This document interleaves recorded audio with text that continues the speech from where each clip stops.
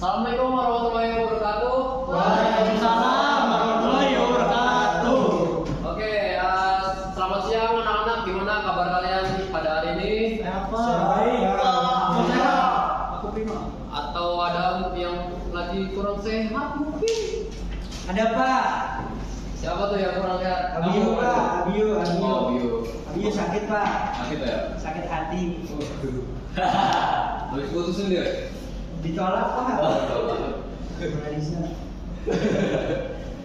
Nah, oke, sebelum kita masuk materi, mungkin kita absen dulu kali ya. Ini pertama ada Rehan, Hadir Pak.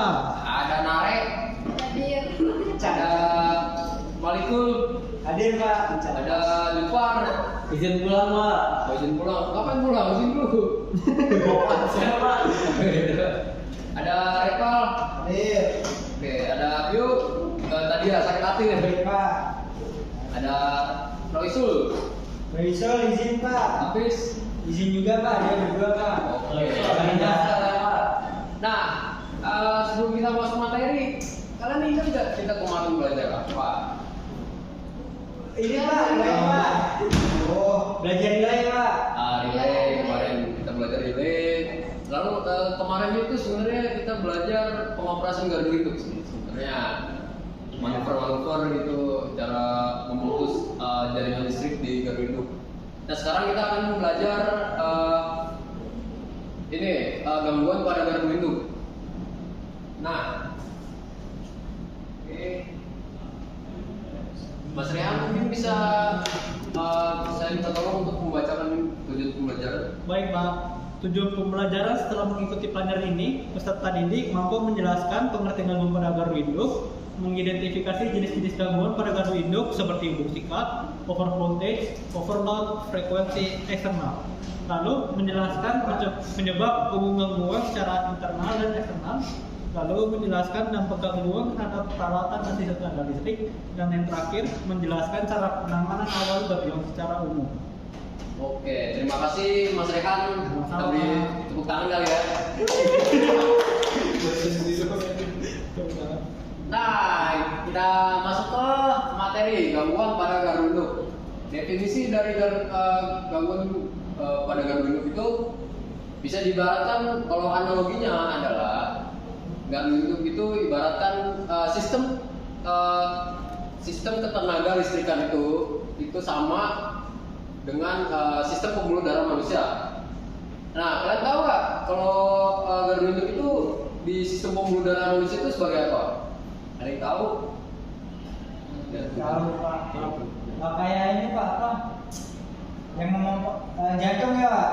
Ya, fungsi gardu induk itu kalau dalam sistem pembuluh darah manusia itu sangat fatal teman-teman. Karena kalau jika terjadi gangguan pada sistem ketenaga listrikan atau pada gardu induk, otomatis ini bisa menyebar teman-teman. Bisa menyebar anak-anak ke yang lain-lain, ke sistem ketenaga listrikan yang lain-lain. Akibatnya bisa blackout.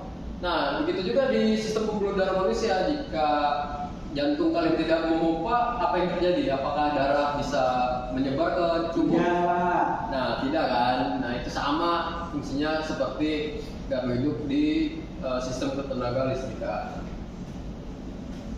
Nah, kemudian jenis-jenis gangguan. Mungkin Mas Malikul bisa dibaca. Jenis gangguan yang pertama itu ada hubung sikat atau short circuit. Penyebab umumnya itu karena kegagalan isolasi antar fase atau fase keretakan.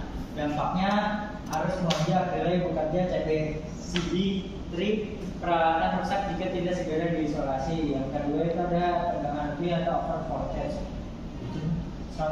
Penyebab umumnya karena sambaran petir, switching tidak tepat, atau gangguan pada APR trafo. Dampaknya isolasi peralatan rusak, trafo dapat terbakar. Ketiga itu ada beban lebih atau overload.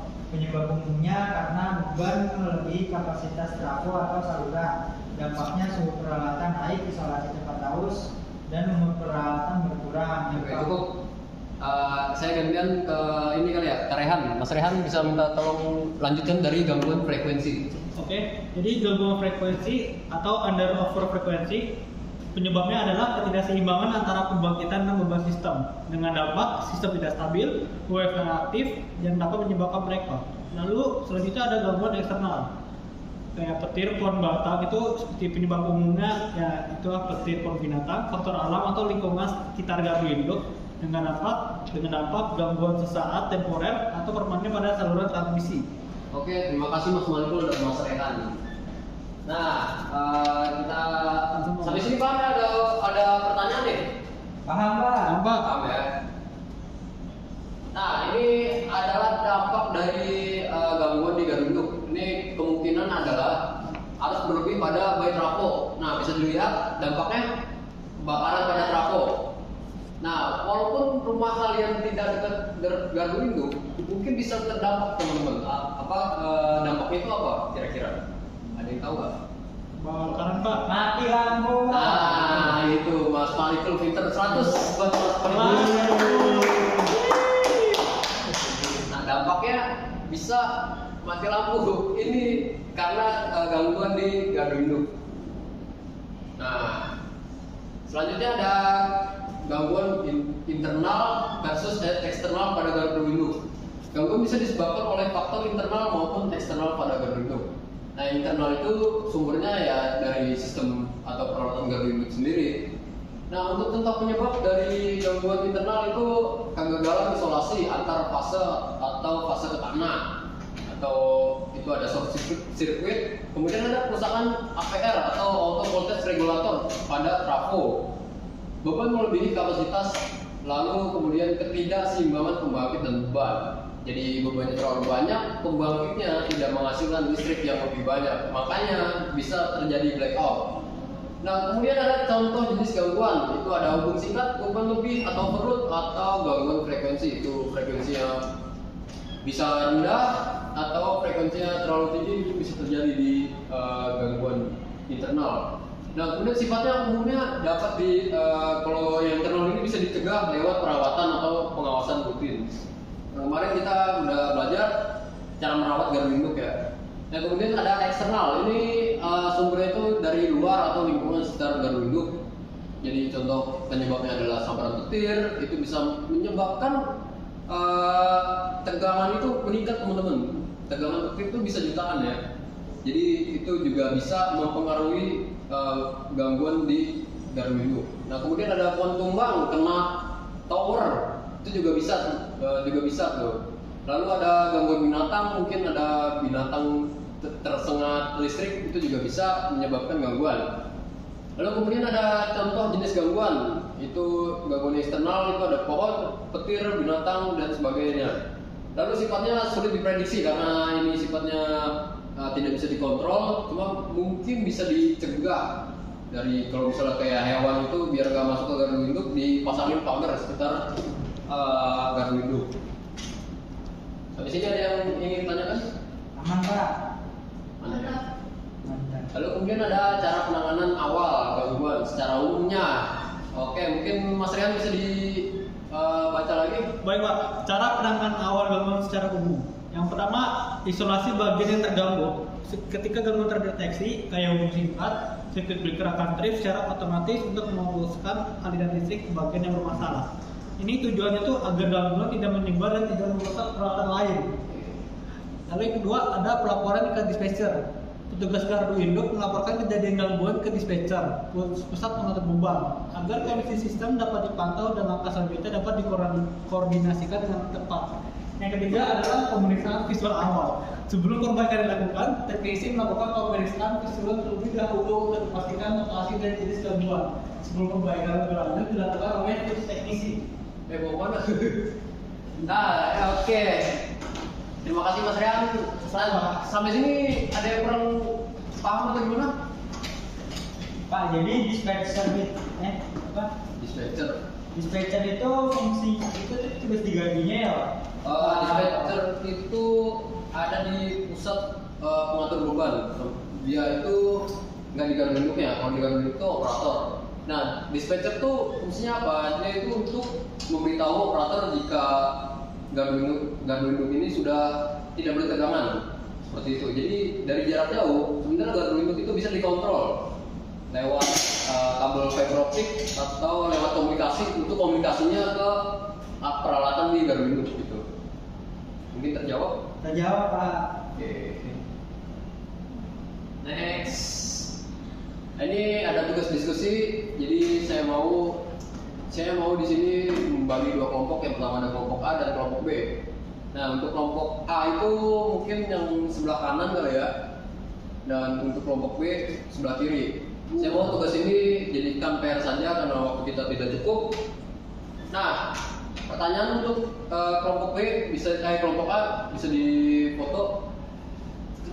Jadi pertanyaannya adalah cara pencegahan gangguan pada Garuda Induk dari faktor internal. Jenis gangguannya itu contoh gangguannya adalah beban berlebih atau overload. Cara mencegahnya gimana?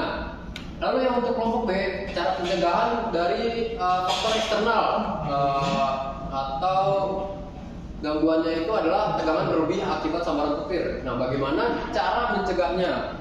Seperti itu. Oke, sudah dipoto? Sudah Pak. Sudah ya. Oke, sebelum kita mengakhiri mata pelajaran, mungkin ada yang ingin ditanyakan atau ada yang kurang jelas tadi saya menjelaskan. Cukup Pak. Cukup ya? Cukup ya. Oke, saya minta Mbak Narisa untuk menyimpulkan. Ya, jadi kesimpulannya kalau gangguan pada Garuda itu adalah kondisi tidak normal pada sistem tenaga listrik yang bisa berasal dari dalam. Karena kayak yang tadi Pak baru bilang kalau misalnya tegangan apa ini gitu kan. Terus kalau misalkan dari luar tuh kayak sambaran petir bisa jadi kayak ada hewan apa gimana. Pokoknya gangguan eksternal yang dari di luar sistem di Garuda Induknya itu Pak. Oke, terima kasih Mbak Narisa. Kita beri tepuk tangan ya. Oke, sebagai informasi minggu depan kita belum UAS. Kita mungkin ada evaluasi atau review dari seluruh materi dari Garuda Induk. Nah, untuk minggu depannya kita akan UAS. Oke, itu informasi untuk pertemuan selanjutnya. Oke, saya rasa cukup untuk pelajaran pada hari ini. Kurang lebih mohon maaf. Wassalamualaikum warahmatullahi wabarakatuh. Waalaikumsalam.